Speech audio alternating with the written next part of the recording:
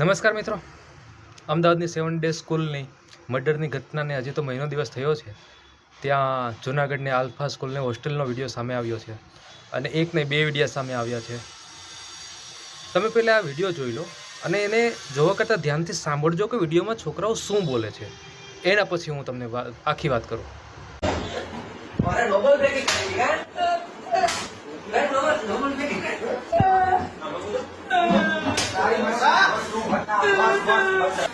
તમે કીધું તો કે આ ટમેટો પેલા મારી પુદીના શાક થોડો અને પાણી પાવે ટાઈમ મરાવા દેવો. સાંભળો વિડીયામાં જે છોકરો મારે છે એવું બોલે છે કે તારે ગ્લોબલ ટ્રેનિંગ કરી દે કા.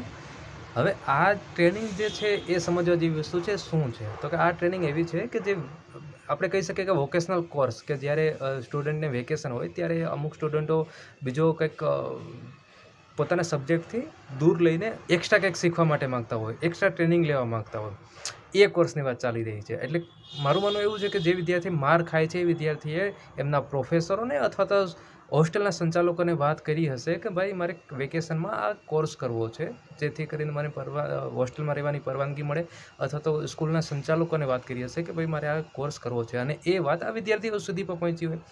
કદાચ કે એવું પણ હોઈ શકે કે કોઈ કમ્પલસરી કરવાનો પણ કોઈ હેતુ હોય એ વિદ્યાર્થીઓને, એવું પણ હોઈ શકે. એના કારણે થઈને બીજા વિદ્યાર્થીઓ ગુસ્સે ભરાયા છે અને એમને માર મારે છે. કે જે છોકરાઓ મારે છે એમાંથી એક છોકરો બોલે છે કે હું 7મ 8મ પહેલાં તને મારીશ.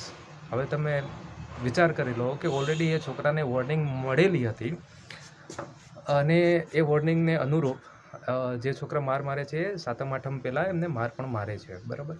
હવે વિચારવા જેવી વસ્તુ એ છે કે એ છોકરો કેટલો ડરેલો હશે કે જ્યારે વોર્નિંગ મળી ત્યારે એ વિદ્યાર્થીએ એમના માતા પિતાને ના જણાવ્યું, કે ના તો પ્રોફેસર હોસ્ટેલના સંચાલકોને જણાવ્યું કે ભાઈ આવી રીતે મને કોઈ હેરાન કરે છે, પરેશાન કરે છે. એટલે ક્યાંક ને ક્યાંક માતા પિતાની પણ ભૂલ રહેલી છે કે વિદ્યાર્થીઓ એમના બાળકો એમને ખુલીને વાત નથી કરી શકતા કે શું ચાલી રહ્યું છે, ક્યાં એમને કોઈ પરેશાન કરે છે, શું છે. અને લોકોની એક વિદ્યાર્થીની પૂછપરછ કરવી જોઈએ તો જેનાથી અંદાજ આવશે કે આ વસ્તુ કેટલા વર્ષોથી ચાલી રહી છે. ભલે આ છોકરા છે એ આ વર્ષે એ વસ્તુ કરી છે, પણ આના પહેલાં પણ કોઈ આ વસ્તુ કરીને ગયા હશે, કોઈ મારીને ગયા હશે, એકબીજા ઉપર આવું થયેલું હશે. એટલે જ હજી આ કન્ટિન્યુ ફોલો થાય છે. આને તમારે સદંતર બંધ કરવા માટે મોડિયા સુધી જવું પડશે, તો જ ફ્યુચરમાં આવી ઘટના નહીં બને. સારું કહેવાય કે વિડીયો વાયરલ થયો અને અહીંયાથી અટકી ગયો. કદાચ કે જ્યારે વિદ્યાર્થીને પહેલી વાર વોર્નિંગ મળી હતી અને 7મ 8મ પહેલાં એ વિદ્યાર્થીને આ મારવામાં આવ્યો, એ વિદ્યાર્થીને માર્યા પછી કદાચ કે એ વિદ્યાર્થીએ આડું પગલું ભર્યું હોત તો એના માતા પિતા ઉપર શું હાલત થાત, બરાબર. કેવું થાત એના માતા પિતાને કે એક 11મા ધોરણમાં છોકરાને ભણવા મૂક્યો અને હોસ્ટેલમાં આવું થયું, એને કોઈ માર્યા પછી આડું પગલું ભરી લીધું. તમે જરાક વિચારો.